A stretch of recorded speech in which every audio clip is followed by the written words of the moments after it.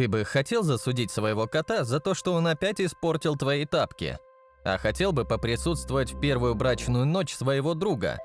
Может, хотел бы накормить знакомого эпилептика свежей кровью? Нет, это не бред, а обыденная реальность. Только не для нашего времени, а для средних веков. Хотя что-то дожило и до наших дней.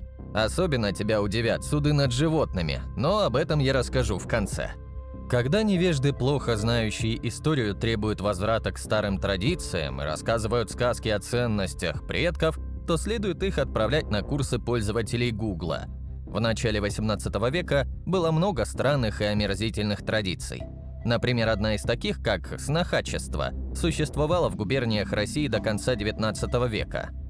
Ученые не могут договориться о том, откуда взялось снохачество и почему оно распространилось. Но большинство исследователей считает, что причиной была долгая солдатская служба.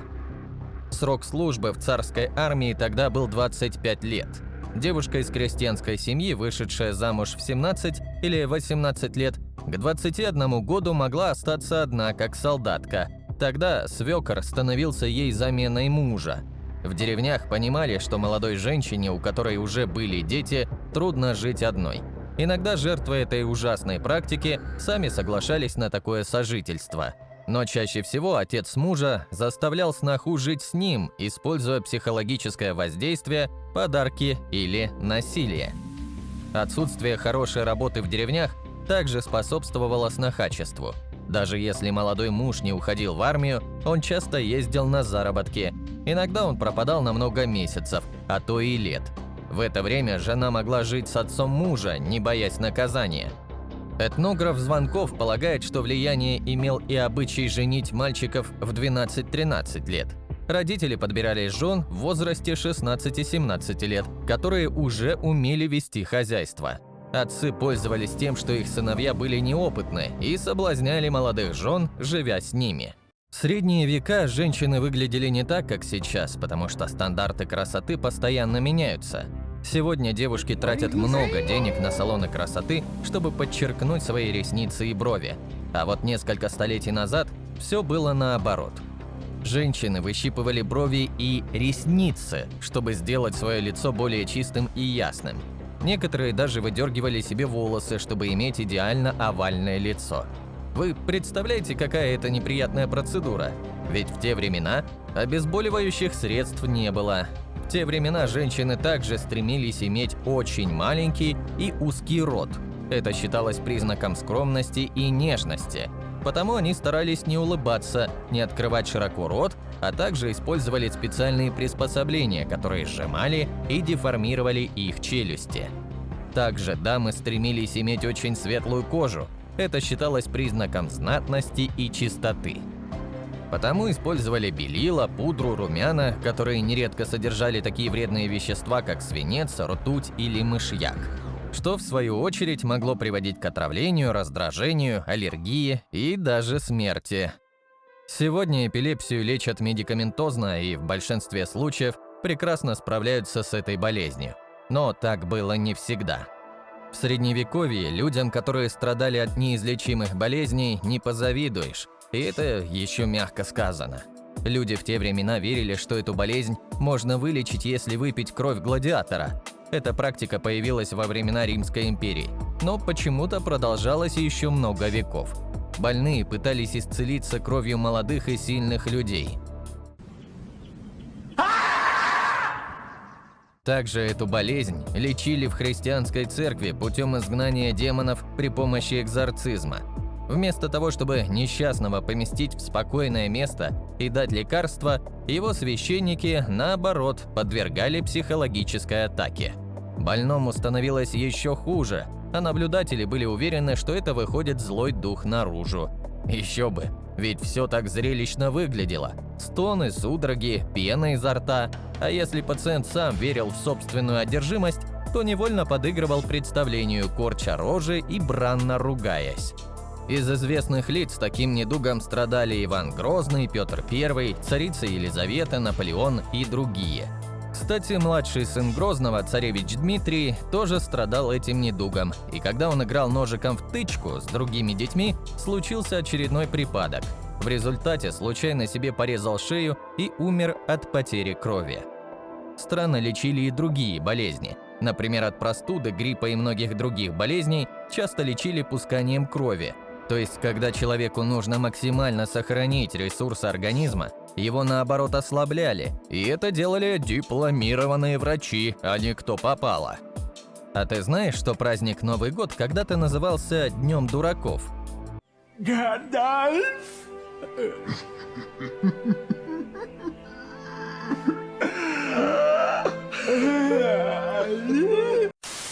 В этот день, в средние века, в Европе монахи и священники менялись ролями. Епископом провозглашали дурака, а простые люди надевали маски. Сапожник мог быть рыцарем, мясник – медведем, проститутка – монашкой, слуга – господином. Во время службы священнослужители надевали маски с ужасными лицами. Они плясали в хороводе, одетые как женщины, бедняки или певцы. Пели непристойные песни, бесстыдно скакали и прыгали по церкви.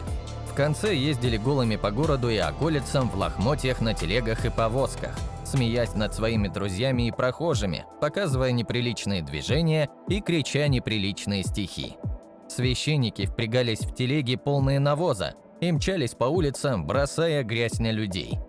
На самом деле этот праздник был способом исказить древнеримский праздник календы 1 января. В этот день люди дарили друг другу подарки, обменивались пожеланиями, устраивали пиршества и развлечения. В зимнее время по улицам городов бегали ряженые. Они надевали маски, смазывали лица черным или грязью, чтобы быть страшнее. Солдаты одевали женские платья и ходили по городу, не бреясь, с бородами, воняя спиртным, стараясь быть как можно менее похожими на женщин.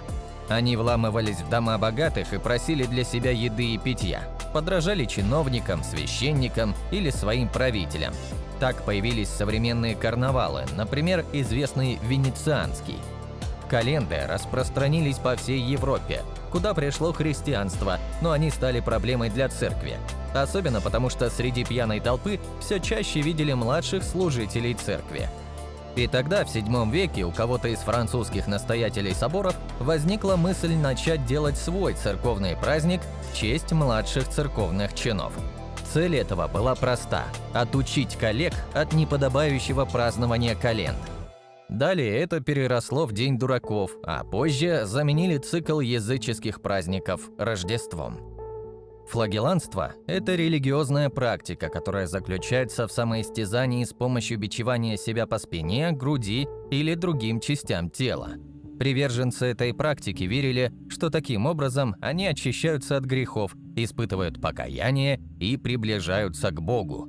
Они также таким способом могли просить Бога о прощении, защите или исцелении. В Древнем Египте, Греции и Риме флагеллантство практиковалось в честь некоторых божеств. В индуизме и буддизме такая практика также считалась способом очищения кармы и достижения просветления. В исламе оно практикуется некоторыми шиитами во время праздника Ашура, когда они вспоминают мученическую смерть имама Хусейна.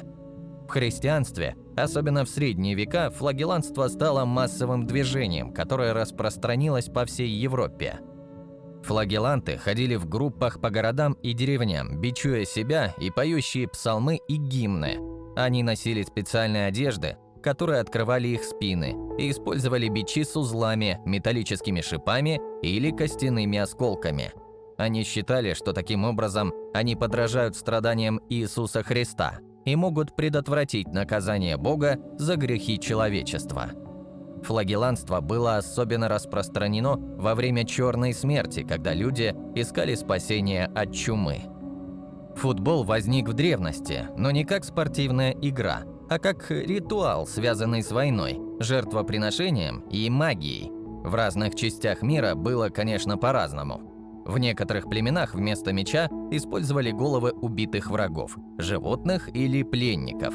Эти игры были очень жестокими и опасными, так как участники не соблюдали никаких правил, а бились, царапались и даже убивали друг друга, чтобы забить голову в ворота противника. Многие из них в плане эволюции игры пошли дальше и вместо головы стали использовать аналог, сделанный из кожи. В В Китае это была не игра, а один из способов тренировки воинов. Также играли в футбол в Австралии, Древнем Риме, Греции и Японии. Но в современном виде футбол, в виде спорта, нам подарила именно Англия. В Африке на границе Кении и Танзании живет народ Маасаи. Говорят, что их древние традиции дожили до наших дней. У Маасаи все мужчины, которые хотят стать воинами, должны пройти тяжелые испытания. Раз в 15 лет проходит инициация нового поколения. В ней участвуют юноши от 12 до 25 лет. Сперва нужно пройти обрезание без анестезии. При этом будущий воин должен терпеть боль без звука. Обрезание делается простым ножом, но не так, как это принято у некоторых народов, а почти на всю длину, как и очистка банана. Но это еще не конец. Через несколько недель или месяцев, когда будущий воин сможет снова ходить, ему нужно будет ударить носорога 3 раза или потянуть льва за хвост. И если ты выжил, значит ты настоящий мужик. А вот племя Накхол на острове Пантекост по-другому придумали проводить испытания на мужественность. Они строили из бамбука башни высотой до 30 метров, привязывали к ногам лианы и прыгали вниз. Все рассчитывалось так, чтобы слегка коснуться головой о землю, но при этом выжить. Конечно, смертельные случаи не избежать при таком подходе. В конце 20 века несколько авантюристов из Новой Зеландии и Англии увидели фильм об этом племени и решили повторить их обряд, но с применением современных снаряжений и без риска для жизни. В их версии человек прыгает с большой высоты, с моста, башни или крана, но привязанным к ногам эластичным тросом. Тот растягивается и сжимается, создавая эффект падения и отскока. Но расстояние до земли в этом случае безопасное, а не как в оригинале. Еще одна странная древняя традиция, дожившая до наших дней. В Тихом океане есть королевство Тонга, состоящее из 177 небольших островов. Так вот, если в средние века эта традиция была нормой, то до наших дней она сохранилась лишь на небольшой части островов. Это происходит после празднования свадьбы. Во время первой брачной ночи друзья жениха остаются в комнате с молодоженами. Их задача – исполнить ритуал изгнания демонов из молодой жены. Делается это путем групповухи, но без участия жениха. Он совершает заключительный акт, так сказать, с уже очищенной от скверны женой. В нашем обществе обычно человек не знает, рогатый он или нет. А там хоть знаешь все заранее. Благодаря литературе и фильмам, Средневековье часто представляется как время высокой морали, где рыцари были благородны, а принцессы целомудрены. Считается, что секс там был табу или скрывался. Женщина же не имела права показывать свою сексуальность, иначе ее ждал костер Инквизиции. Но на самом деле секс был одной из главных тем в жизни женщины.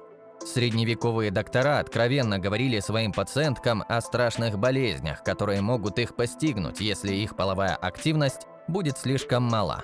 А если что-то мешало женщине иметь здоровый секс, например, слишком стеснительный или больной муж, то это можно было легко исправить через суд, получить развод и часть имущества бывшего мужа. В средневековых судах такие дела были не редкость, но все было честно. Если муж мог доказать свою потенцию, то все его добро оставалось у него, а слишком взбалмошная жена уходила без ничего. Но доказывать нужно было не словами, а делом. Свои сексуальные способности нужно было показать при свидетелях, и если секс на людях не получался, то он оставался без жены и денег. Вот мне просто интересно, зачем в школах заставляют читать ложь, изложенную в романах и рассказах популярных авторов прошлого? Чтобы исказить историческое восприятие или чтобы внушить существование высокой морали предков, которой никогда и не было?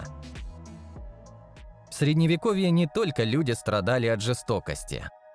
Животные всех видов, от скота до насекомых, могли быть привлечены к ответственности, если их обвиняли в нарушении закона.